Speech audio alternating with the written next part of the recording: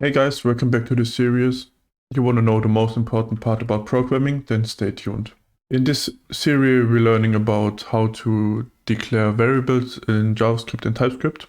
First of all, declaring variables in JavaScript, why we use variables. Variables are there to save some kind of values. So if you do some calculations or some string manipulations, you need to store them in the memory. And to do this, we declare variables. There are three kinds of variables in JavaScript. First of all, the var. The var variable is there you can store every kind of value. This does not affect anything, and this is used for a global scope. What the scope is, we come later to this. Then there's let. Let comes with ES5. And in let is kinda like var, but it's not in the global scope. And at last there's const. With const, you cannot redeclare the variable. So in this case, you cannot say z equals 20.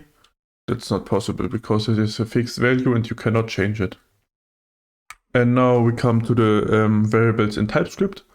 They are slightly different, but still the same. We use explicit types. This means you can say let a colon number 1, which means a is always a number, so you cannot assign it a string like you can do with just normal JavaScript. And the same is with let b string hello. This means you cannot assign it a number, an object, or anything else. It must stay a string. And then declaring constants, like this, you can say const pi equals 3.14, which is pi. And normally you declare constant all uppercase like this. And then you see when you write your code that it is a constant and you should not change it. And then now we come to the variable scope. First of all, we start with the global scope. Like I said, it's with var, and this is the global scope, so you can access it inside the function, outside the function, or anywhere else in the same file. Then we come to the function scope. You can see here this local var equals 2. You can only use it inside of this function here.